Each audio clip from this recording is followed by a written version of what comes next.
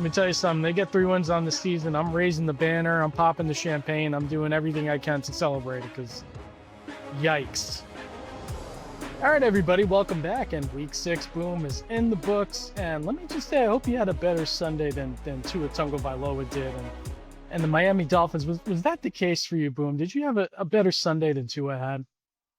I did. It was filled with Amtrak trains and also some bad football in Baltimore between the Ravens and Rams. But, another Sunday of NFL football. We can't complain too much, right, Joe? It was a good one aside from the game I was at. So Yeah. I'm looking forward to discussing a little bit beyond what I saw with my own 2 eyes. Yeah, absolutely. And to my prior point, Tua had a really bad weekend, and it wasn't because of the 3 interceptions that he threw versus the Chargers and the 29-27 last second loss, but it was more about what he said in the his press game post conference after the game. So let's take a look. Let's take a listen to what Tua had to say yesterday. Well, I think it starts with the leadership in helping articulate that for the guys, and then what we're expecting out of the guys, right? We're expecting this. Are we getting that? Are we not getting that? We have guys showing up to player-only meetings late, guys not showing up to player-only meetings. Like, there's a lot that goes into that. Do we have to make this mandatory? Do we not have to make this mandatory? So it's a lot of things of that nature that we got to get cleaned up, and it starts with the little things. All right, Boom. Mind you, to be fair, Tua did take a tiny bit of accountability for the 3 interceptions that he threw yesterday. But what do you make of Tua's comments here? I mean, calling out leadership really sounds like he's pointing the finger at himself, whether or not he meant to do it. But what's your take? Yeah, I think that's the kind of guy Tua is. I think he's a man enough and accountable enough to put himself out there when he knows that he's wrong. That takes a vulnerable guy to go out there and do that, and I respect him. But was that the right medium for it? I question that, right? Like, in the heat of a loss when you're 1-4, seems like maybe something you want to go talk to your teammates about, your locker room leaders, your coaching staff, your front office with, and maybe if you're still compelled at your midweek news conference, go ahead, fire off your comments, but maybe not in the heat of another loss. So I think Tua maybe should have taken a step back there. But when it comes to the Dolphins and Mike McDaniel, all good things must come to an end. It's sad to see, and I know we'll talk about it in a little bit, but things are not looking great down in Miami Beach. Yeah, it's not looking pretty right now, Boom. And it's interesting because, things felt so right when Mike McDaniel got there, right? It just felt like a good pairing. Like, here's a guy bringing fresh breath of fresh air to an organization that desperately needed it. They put the Brian Flores era behind them. Tua and that offense is, I mean, we remember it was getting comparisons to the greatest show on turf when things were going right. But now a couple years later, there's no postseason success. There's the Tua concussion history. It's just, I just don't know what the end game for Tua here is. And going out into a press conference, to your point, in that medium to try and cast point a finger. I don't know if he's pointing the finger at himself or the organization around him, but I mean, Damian Woody, Emmanuel Acho, Des Bryant, all of these guys came out and a lot of heavy hitters there. A lot of heavy hitters. Yeah, I mean, these are yeah.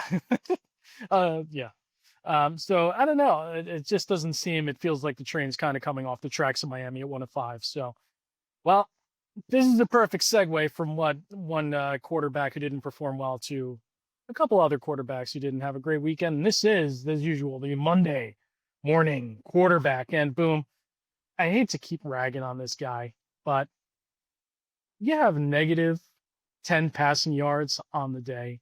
Oh boy. And it hurts me. It physically pains me to watch. Sounds like we're gonna get some Jets therapy. Sounds like we're getting some Jets therapy. Yeah, I gotta lean back a little bit. Boom. Yep. Yeah, I just, Boom, it's, you sit there and you wonder what a competent offense looks like. And immediately after the Jets game was 1:00 Panthers and Cowboys game. And it was incredible to see a forward pass. It was like giving a Sprite to a Victorian child, you're just you're enlightened to see offense. You're enlightened to see ball moving down the field, right?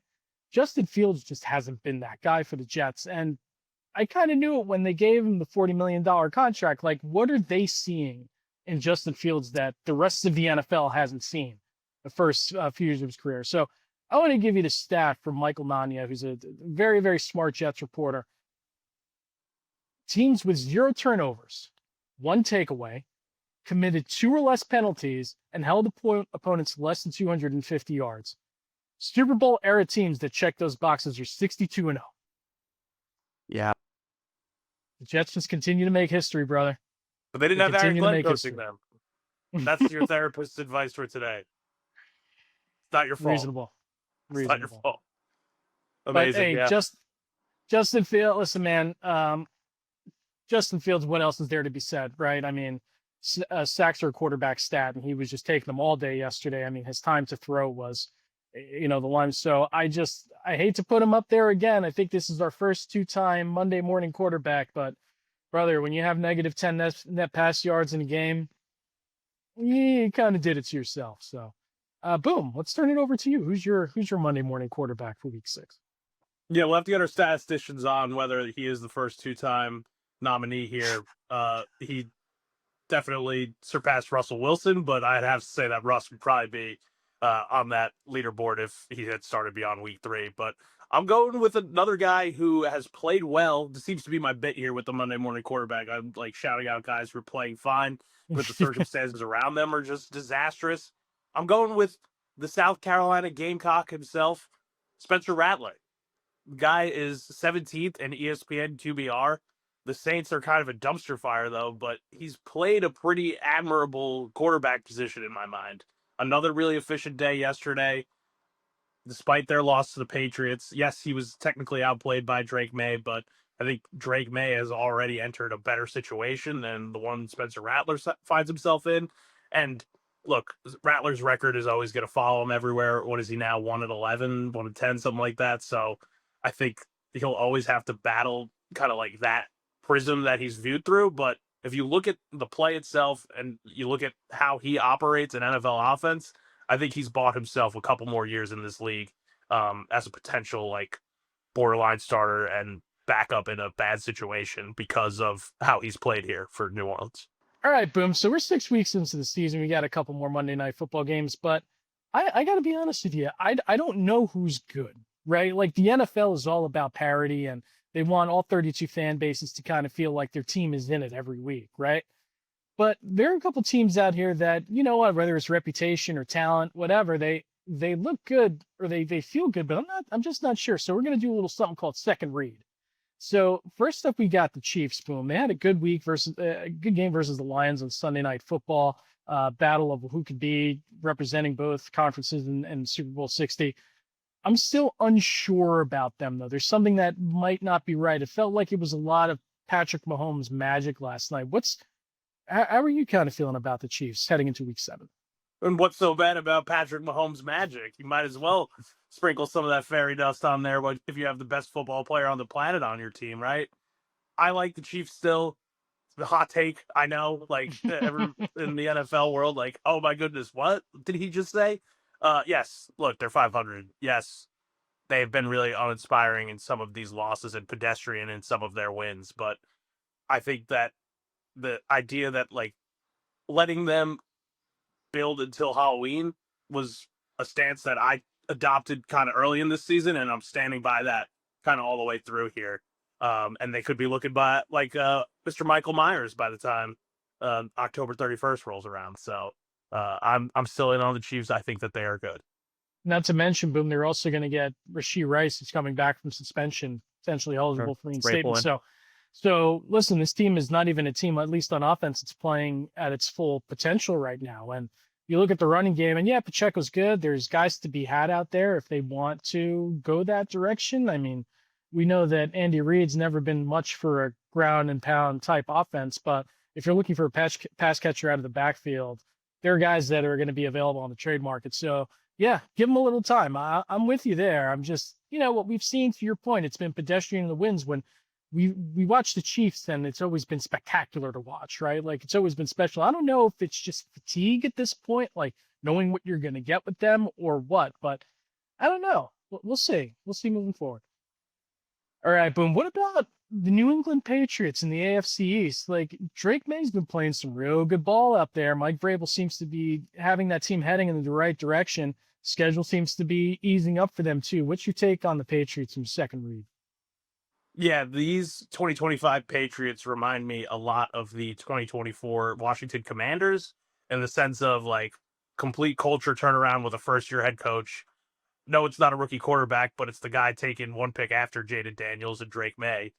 And I think the combination of like those factors, the weak schedule that they face, like you mentioned, and them just having a better team than like these last place rosters that they have in front of them here are really going to be beneficial when they are in this wild card hunt, because I'm really not putting them in the division race just yet with the Buffalo Bills, despite beating them on Sunday Night Football 2 weeks ago. Drake Maye against the Saints last Sunday, he had 3 passing touchdowns in the first half, all went more than 20 yards in the air, and all he faced pressure on. That's like really impressive for who's a guy who's the youngest starting quarterback in the league right now still. So I'm all in on the Patriots this year, but it's more of a factor of like who they're playing against rather than what they have in the building right now. But there's a lot of reason to be excited about what they are building. Yeah, Boom, it's funny. The word culture, like you hear that in NFL circles all the time. You hear that and all of that together, like, let's change the culture, right? You know what changes the culture? Winning changes the culture. That's it. That's the bottom line. Nothing else matters unless you win.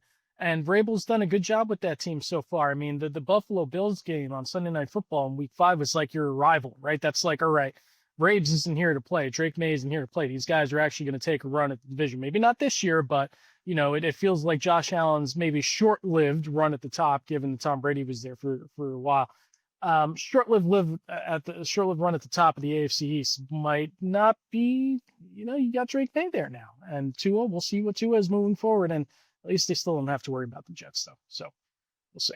And last but not least, Boom, let's talk about the Carolina Panthers, right? Bryce Young is coming off his highest graded performance of the 2025 season by PFF.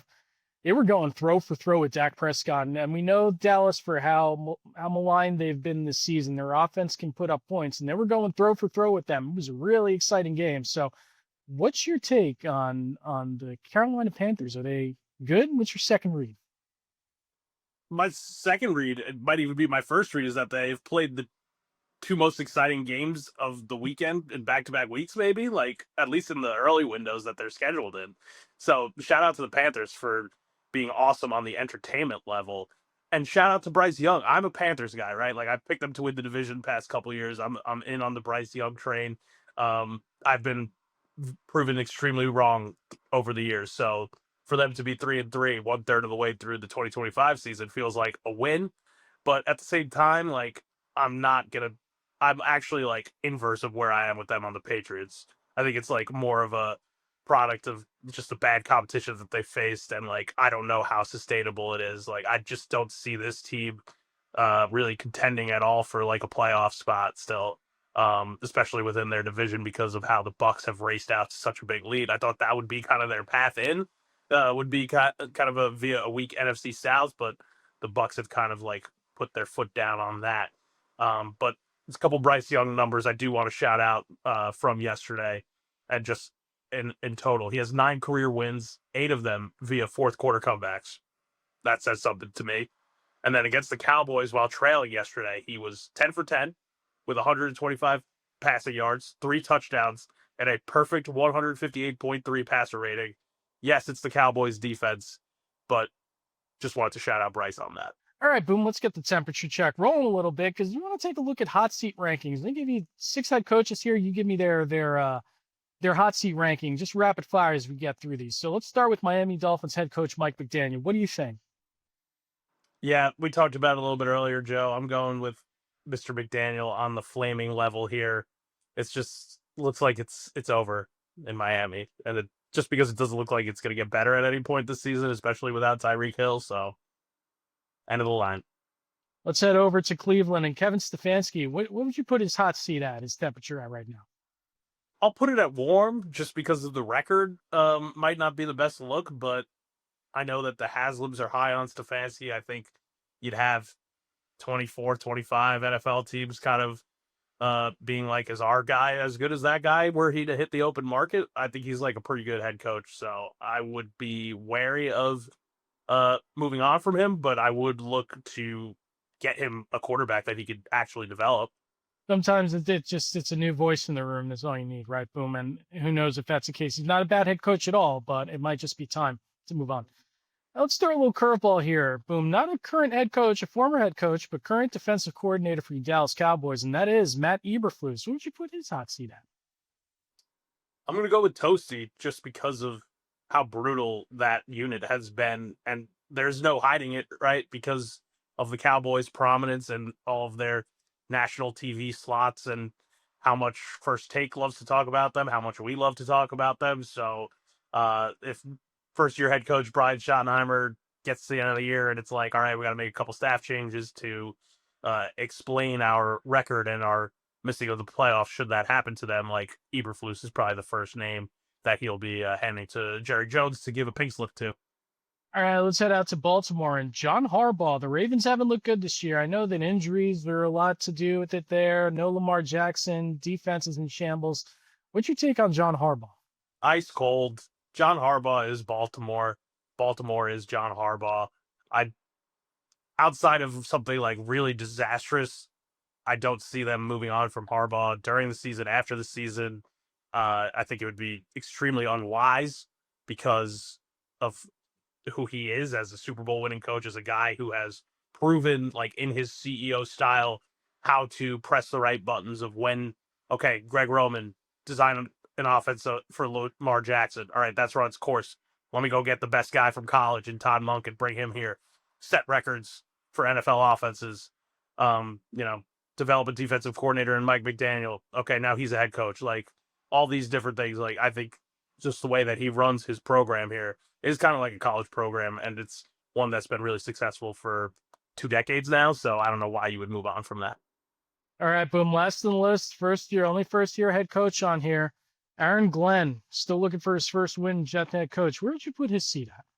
I'm going to put it at Toasty because, as you mentioned, should probably get off that goose egg in the win column. And I don't know, where do you see that coming, Joe? Like, it could be a while, and the longer it goes, I know Mr. Woody Johnson and his Scion Brick are not going to be looking forward to New York Post headlines that have a lot of zeros in them in November. So it could be happening sooner than we think. Let me tell you something. They get 3 wins on the season. I'm raising the banner. I'm popping the champagne. I'm doing everything I can to celebrate it because yikes.